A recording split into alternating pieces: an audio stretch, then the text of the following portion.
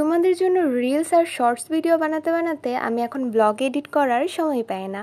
আসসালামু আলাইকুম everyone, I hope সবাই ভালো আছো। আলহামদুলিল্লাহ, আল্লাহর অশেষ রহমতে আমিও ভালো আছি। আজকে আমি জীবনের প্রথম তেলের পিঠা বানাবো, এটারই এক্সপিরিয়েন্স তোমাদেরকে আজকে শেয়ার করতে যাচ্ছি।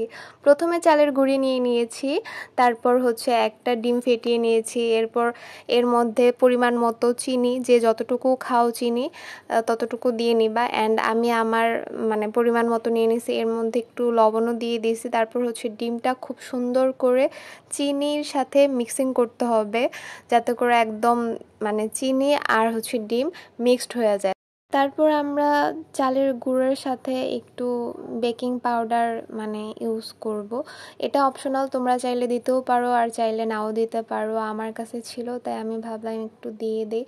তারপর সেই ডিমের মিশ্রণটা চালের গুঁড়ির উপরে ঢেলে দিব অ্যান্ড সুন্দর করে চালের গুঁড়ি আর ডিমের মিশ্রণটা একদম মিক্সড করে নিব আলতো হাতে। অ্যান্ড তারপর এটাকে একটা বেটার তৈরি করে নেব। একদম ঘনও হবে না, বেশি পাতলাও হবে না, যদিও আমাদের বেটারটা অনেক বেশি পাতলা হয়ে গিয়েছিল। তারপর আমরা আরেকটু চালের গুঁড়ি ইউজ করছিলাম। তোমরা সুন্দর করে দেখলেই বুঝতেছো এরকমের একটা বেটার হবে। এটা একটু পাতলা হয়ে গেছিলো, তারপর চালের গুঁড়ি মিক্সড করছি, ওইটার আর কোনো ক্লিপ নেওয়া হয়নি। তারপর চুলার মধ্যে একটা প্যান বসাই দেব আর তেলটা গরম হওয়ার জন্য ওয়েট করব। তেলটা গরম হয়ে আসার পর আমরা আমাদের বেটারটা দিয়ে দিব।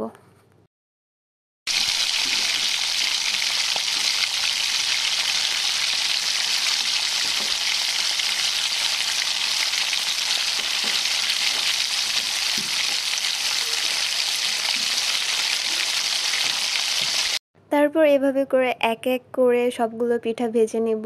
আর পিঠার কালারটা এত সুন্দর আসছিল, আর আমি যেহেতু প্রথমবার তেলের পিঠা বানাইছি, মাশাল্লাহ আলহামদুলিল্লাহ, আমার কাছে অনেক ভালো লাগছে। যখন পিঠাগুলো ফুলে উঠতেছিল, জাস্ট আমি ফিদা হয়ে গেছি। আর বারবার সবাইকে ডেকে ডেকে দেখাচ্ছিলাম, দেখো আমার পিঠা ফুলে গেছে, আমি অনেক বেশি খুশি। দেন সবাই বলতেছে আস্তে আস্তে করে মানুষ সব কিছু পারে।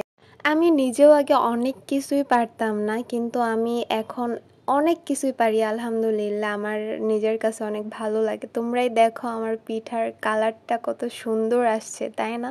আমি সত্যিই অনেক বেশি খুশি হয়েছিলাম। এরকমের আমরা যখন প্রথম কোনো একটা কাজে সফল হতে পারি, তখন আমাদের মনের মধ্যে এত বেশি আনন্দ হয়। আর আশেপাশের মানুষ যদি আমাদেরকে আরও উৎসাহিত করে, তাহলে কিন্তু আমরা আরও বেশি সুন্দর সুন্দর জিনিস করতে সাহস পাই। সো তোমাদের আশেপাশে যারা আছে, নতুন কোনো কিছু শিখতেছে, তোমরা অবশ্যই তাকে ইন্সপায়ার করবা, তাহলে দেখবা তারা অনেক কিছু শিখতে পারবে অ্যান্ড তোমরা তাদেরকে সাহস যোগাবা।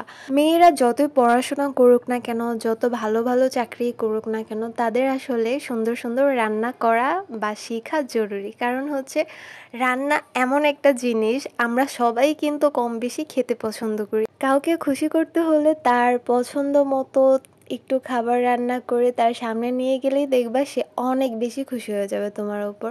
সো যারা এখনও রান্নাবান্না শিখো নাই বা করতে পারো না, এখনই তোমরা তোমাদের পাশে থাকা আম্মু অথবা বোন যারাই আশেপাশে আছে তাদেরকে নিয়ে শিখে ফেলো রান্নাগুলো। কারণ যদি শ্বশুর বাড়িতে যাও, তাহলে দেখবা রান্নাবান্না নিয়ে তো যে পরিমাণের খোঁটা দিবে সেটা বলার মতো না। তো এই তো আমি তোমাদের জন্য পিঠার ভিডিও নিচ্ছিলাম বারান্দায় এসে। সো সবাই ভালো থাকবা, আমার জন্য দোয়া করবা। আসসালামু আলাইকুম, আল্লাহ হাফিজ।